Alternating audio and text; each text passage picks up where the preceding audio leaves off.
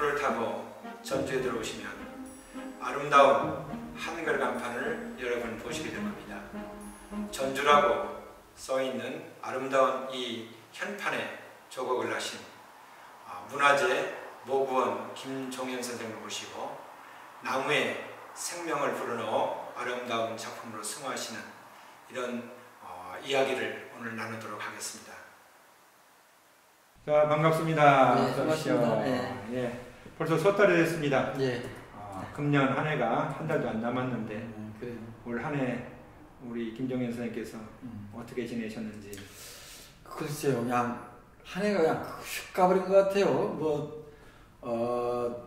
나이가 먹을수록 좀 더 여유가 있고 시간이 될 줄 알았는데 무엇을 했는지 모르겠지만 한 해가 그냥 휙 가버린 것 같아요. 그래서 올해는 그래도 기억나는 것이 이제 전수교육을 했었고요. 저 동문화전당에서. 그리고 저기 승한마을이라고 그 마을에 가서 또 마을 분들하고도 저기 했고 또 집에 와서 배우는 제자들 또 가르치고 되고 또 전시가 있고 그래서 그런 식으로 보냈던 것 같습니다.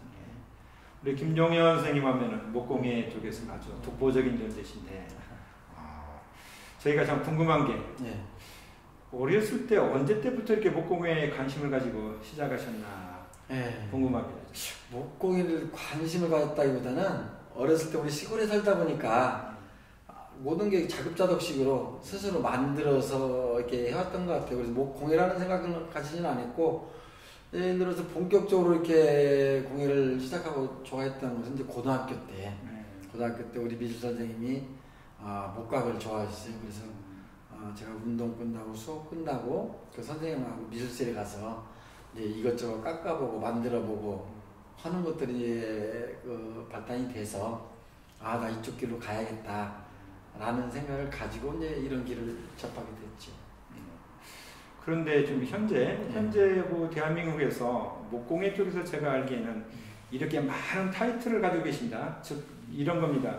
그래서 무형문화재, 대한민국 명장, 대한민국 기능 전승자 이런 분이 별로 없는데 이렇게 많은 칭호를 갖게 된 그런 과정에 대해서 한번 말씀해 주시겠습니까? 예, 제가 근데 처음부터 뭐가 되겠다라는 생각은 없었고요. 다만 이 계통에서 이 조각이라 목조각이라다 이런 데서 최고가 되고 싶었다 하는 욕심은 있었어요. 욕심이 있어가지고 참 처음에 한 10년 동안은 굉장히 힘들었던 것 같아요. 이것을 해서 생활도 안 되지. 근데 무슨 실력이 좋아서 뭘 하는 것도 아니지. 배움의 단계에 10년 동안 굉장히 고생을 했는데 그 다음 10년은 이제 어떤 재미를 느끼는 단계였던 것 같아요. 그래서 어떤 공모전에 출품을 하면 막 낼 때마다 상을 받고 이게 더 재미있고 좋아서 더 이렇게 출품하면 되고 그 다음에 또 한 20년 지나고 한 20년에서 30년 사이는 이제 사람들한테 이제 인정을 받게 되는 그런 것 같아요. 그래서 제가 원턴하던 그 단계가 되면 그런 기회가 있을 때 서로를 넣으니까 이렇게 되고 뭐 이랬던 것 같습니다. 근데 또 대한민국 또 기능 전승자 그 칭호를 받으실 때는 목칭으로 받으셨거든요. 네네.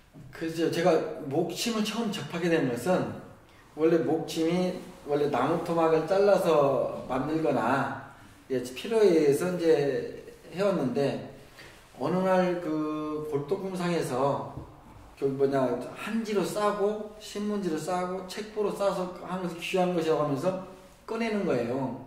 봤더니 제가 처음 본 거예요. 목침이라고 내가 기존에 생각했던 거 완전히 다른 호랑이 목침인데 한쪽은 그 입을 벌리고 있고 한쪽은 입을 다물고 있고 또 밑에는 또 구멍이 뚫어져 있고 막 이런 것들이더라고요. 그래서 이걸 재현해 달라는 거예요. 골동품으로. 그래서 그때 하나를 재현해드리고 내가 하나 본을 따서 만들어서 이제 놨다가 계속 이어져다 보니까 목침에 관심이 또 생기는 거예요. 그래서 목침을 종류나 그동안 해왔던 것들 찾아보니까 굉장히 많은 거예요. 100여 가지가 넘는 거예요.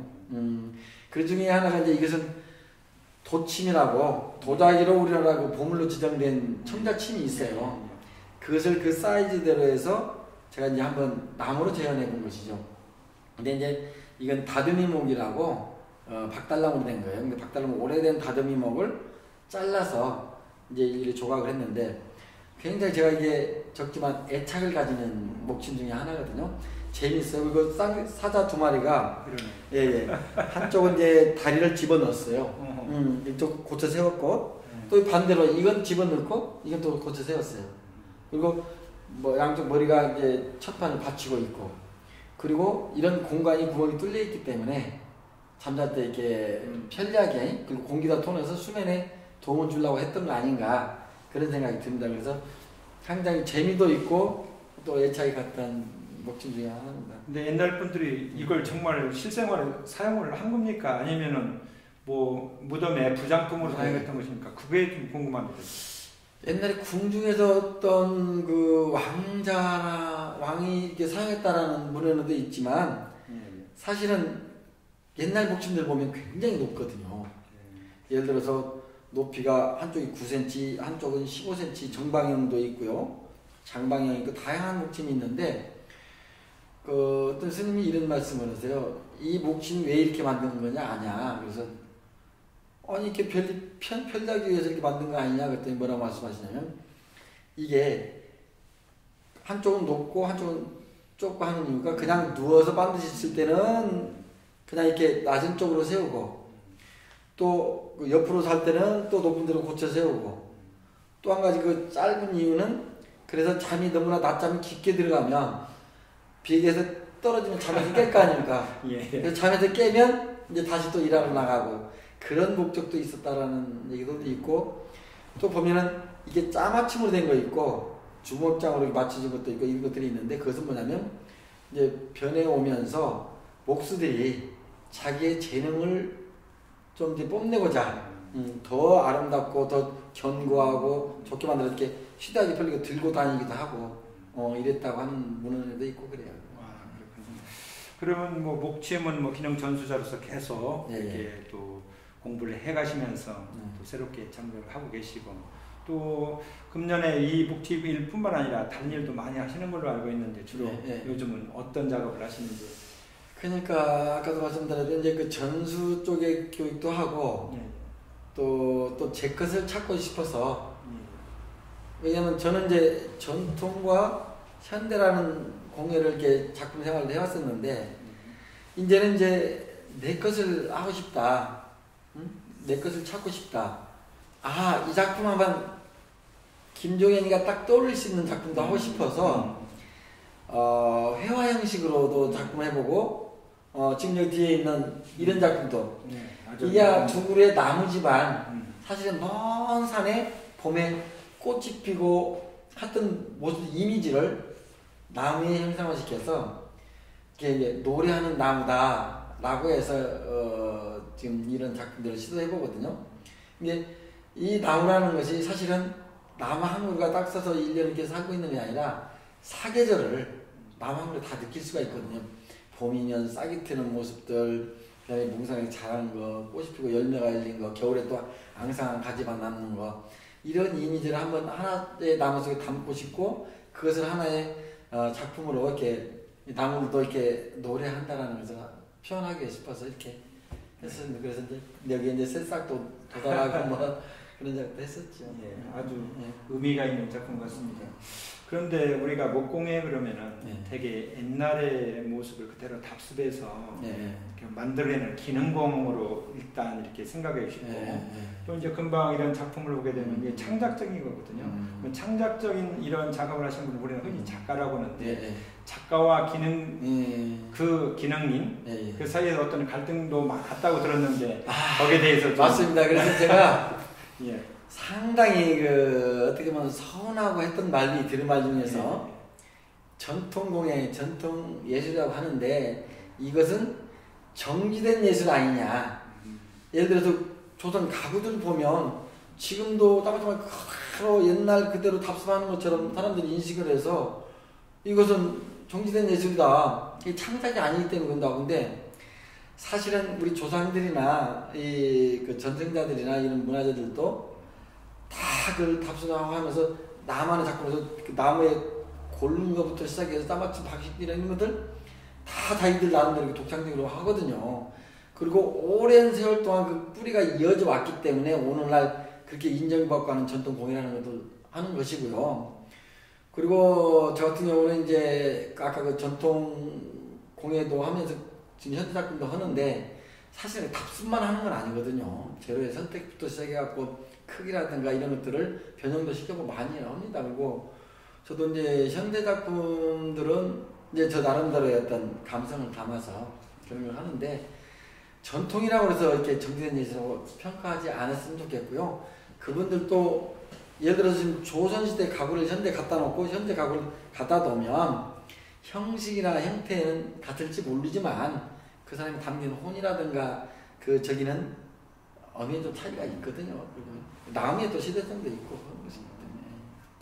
그런데 이런 뛰어난 손재주나 이런 능력은 대개 보면 어떤 DNA가 있다든가 아니면 가족의 무슨 그런 재주를 가진 분이 계신다든가 아니면 어떤 선생님의 영향을 받았다든가 이런 게 있는데 그런 부분에 대해서 좀 한 말씀해 주시죠. 예, 있습니다. 저희 어머니가 예, 예.